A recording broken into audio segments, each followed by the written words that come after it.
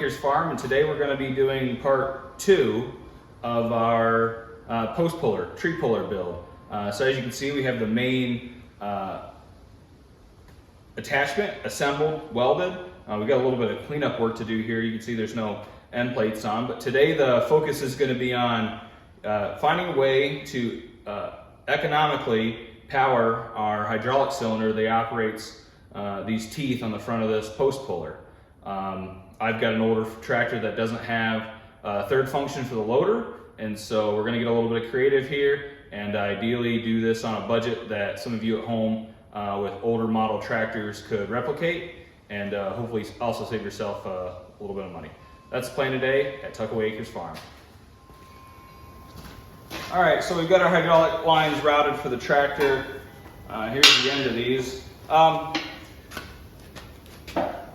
These are the hydraulic couplers that I have on hand. They're a 3/8 NPT quick coupler.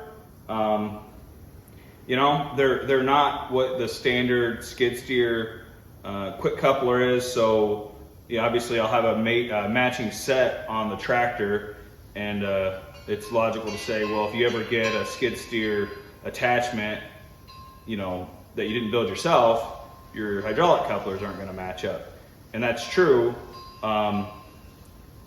Unfortunately, I'm not going to be in the market for a skid steer attachment that is built by a manufacturer anytime in the near future. Mostly for budget, and I also like building stuff myself. So, you know, using what I have on hand, I think is a smart move for now. If down the road things drastically change, I can always put either an adapter set on here or change all my stuff over. One way or another, it's not really that big of a deal. But for now, you know, free is better than spending money on what if.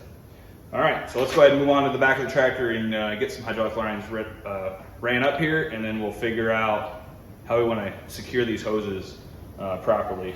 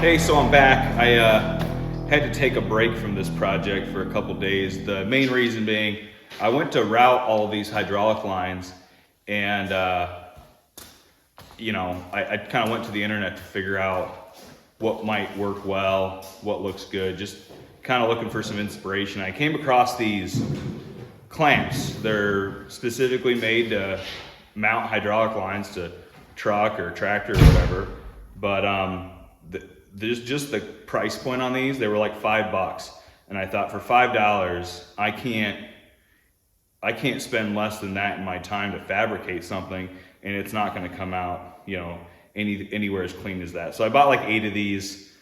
This is what we're going to use to route our hydraulic lines from the grapple in the front of the tractor to the, you know, hydraulic output on the back.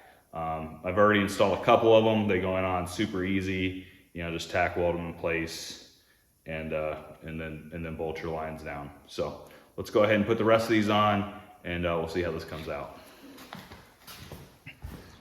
So it's the next day. I went ahead and threw a little paint on all of these clamps just to keep the rust off. I don't even think my color of black matched what was on here originally, but the longer you watch my channel, the more you'll learn I could really give a rip about what something looks like, especially when it comes to paint. You know, it's gonna have runs, it may or may not match, but that's all right. So here's the line coming back. I did choose to route this hose on the opposite loader arm than all of my regular loader function hoses run. Reason for that is just came down to space. One issue I'm not too concerned with, but I will keep an eye on, is just how close these hoses run up next to this exhaust. I did run this morning when I was stacking firewood or moving firewood, and checked this hose a couple times. It's not even getting hot. So I don't think it's gonna be a concern, but it is something I'll look out for. So the hoses run down, and then there's clamps here. You can see that run along just kind of right underneath the footstep of the operator station. Then around back here to my single hydraulic control valve. All right, so the weather has decided to cooperate with us. We're out here in the field today, and we're gonna try this post puller out. We've got some fence that still has barbed wire attached to it. We're gonna probably pull that out first, and then I've got some fence where we went ahead and took the barbed wire off and wound it up, and we're just gonna pull those posts. At the end of this, we'll do a quick review and talk about anything that we probably should change if we were to ever build another one of these. So let's get to work.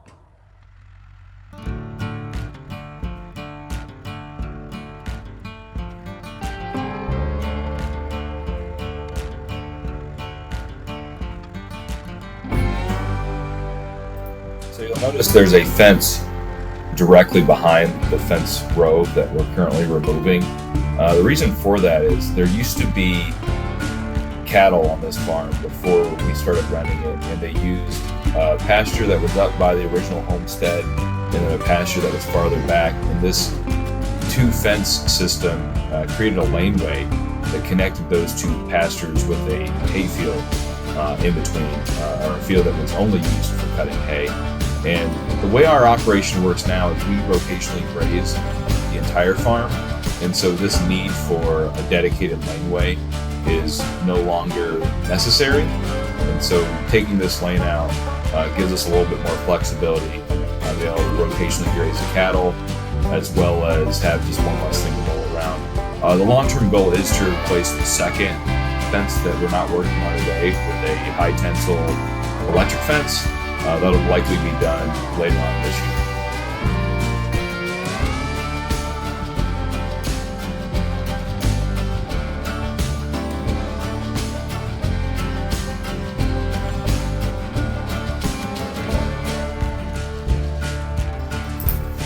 In the case of the fencing that we're removing that has the 8-foot woven wire fence behind it, that fence was installed by the orchard owner that has property just south of us. In this instance, we're going to be attaching our hot wires directly to the wooden posts that hold up the woven wire fence. This is a good instance of where, working with your property owners that border you can save you a little bit of effort. In this case, it makes a lot of sense to hang hot wires off the back of the orchard owner's woven wire fence, because that allows the cattle to graze up tight to that fence and not have like a hedge or a lot of weeds that grow between the two fencing systems. Well, I'm certainly far from being done using this post puller, but we did get a decent amount of work done, although it was still a little bit wet and slippery. We did manage to get some fence post and some fence with barbed wire still attached to it pulled out. I do want to just take a second. I think I've run this thing long enough to at least have a couple gripes. So let's take one last look at this thing, and then we'll wrap this up. Well, if you can see through the mud, you can see these teeth took a pretty good beating. I mean, I was pulling metal out with them, but a lot of them, you know, they've lost their edge. They're got some gouges in them. I've got to assume that the guys that make these professionally are using some type of abrasive resistant steel. You know, and obviously I doubt they're stacking 1/2 inch. I think that would be the one thing I'd probably do differently on this is I looked into kind of after the fact options for water jet, and you can get, you know, a piece of 1 inch thick bar stock. You know, you can have them make it out of an abrasive resistant steel, but you could have them cut this to whatever dimension you want with a water jet and then weld it on as one piece. They probably would hold up a little bit better. That's not to say that you know, I don't know what the cost on that would be. It's quite possible that that one piece of steel, having it water jet cut, you know, could cost more than I've got in this whole thing.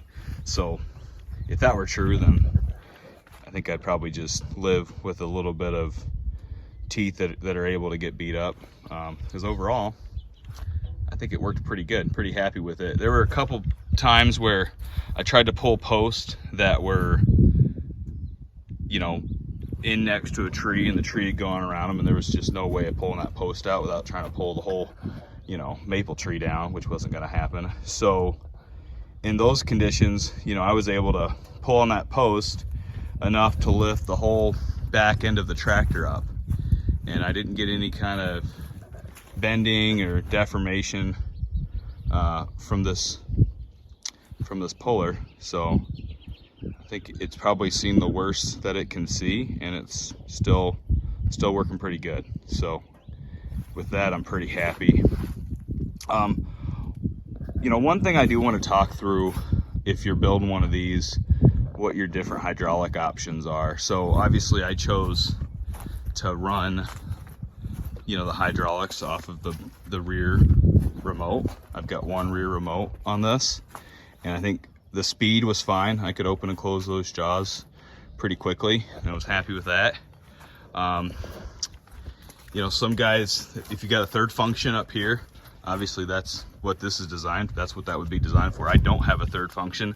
They do make a spool or a double spool valve setup like this, but instead of being a double, they make a triple.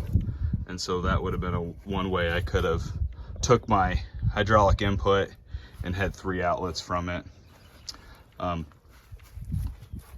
One thing that I do want to talk through as well is how the overall hydraulic system works on this tractor. So there's a total of 4 hydraulic pumps. So the first one we looked at for these rear remotes, you know, comes off the back, and that pump is located inside the transmission. It's actually, if you were to take this cover off right here with it where the speed response is, that pump lies just behind that, and it's the same pump that lifts the 3-point arms. So there's these levers here, you can see those are what handle your draft control. So you've got to have that in constant pumping to be able to use my setup. So this is a block that they added. I think almost all the Massey Ferguson 165s, I think people got these as options from the dealer, but what they do is they rob the hydraulic flow from your 3-point arms, and then you've got 2 levers here. So the one that's most inboard, you know, that serves as the up and down for your 3-point arms, and then the other lever, you know, it serves as your remote for your rear outlet. I do have one piece of equipment where you really got to watch using those. I run a 3-point armed. I run a post pounder, and that needs to operate both the 3-point arms and also operate have constant hydraulic flow to drive the post in. And so when you're using that, you've got to be really careful to turn your hydraulic flow to the post pounder off before you go to lift your 3-point arms or operate your 3-point arms in any way, because those two hydraulic outputs are tied together, and a lot of times you try to raise your 3-point, but then you end up bypassing it and it drops the whole apparatus. All right, the next pump on here is the pump that runs the loader, the two loader functions, both the lift and the curl. Mounts right up here on the front, and there's a shaft that runs through into, if I can get a shot of that, right off the crankshaft. So the nice thing about that is if your engine's running, you have hydraulic output. So, you know, if you clutch in, you lose your rear remote and your 3-point arms, but if you clutch in, you don't lose your loader function. So I liked going that route for you know, my loader operations. This loader didn't come with this tractor. In fact, when I bought it, the guy that I bought it from sells a lot of equipment secondhand, and he, you know, when I bought this, he had this loader laying out in the weeds, and I said, well, what do you want for that? And he said, how about $300? So I thought, well, for the price of scrap, if it doesn't work at all, I could probably scrap it and come out and maybe break even. So I did have to build these mounts for the loader. You know, this obviously was a loader. I think it came off of like a 70s or 80s era Ford tractor. So the mounts that came with it didn't match up at all with this tractor. So I ended up building the front mount here and the belly mount. Obviously those threaded holes that the mounts bolt to was already on the tractor. And then, but the rear mounts did come with it. Those did fit up. Those are pretty universal. All right, and then the last two pumps on here, there's one that runs the multi-power. It's kind of like a TA on an international tractor. It's made to be a shift on the fly. And then the fourth pump is your power steering pump. Real simple. The reservoir, that's the injection pump, but down there, that's got an integrated reservoir into it, just a simple in and out that runs the power steering. I'll have to tell you a story on that another time. I've got a buddy that's got a modified tractor like this, and they ran the loader functions off of that power steering pump, and he said it is the slowest loader you could ever operate. So anyways, that's going to be it for this video. Thanks for watching. If you enjoy this kind of content, please do like and subscribe if you're the kind of guy that likes to, you know, build his own equipment. I think you'll really get a kick out of what we do here. So yeah, thanks again. Have a good one.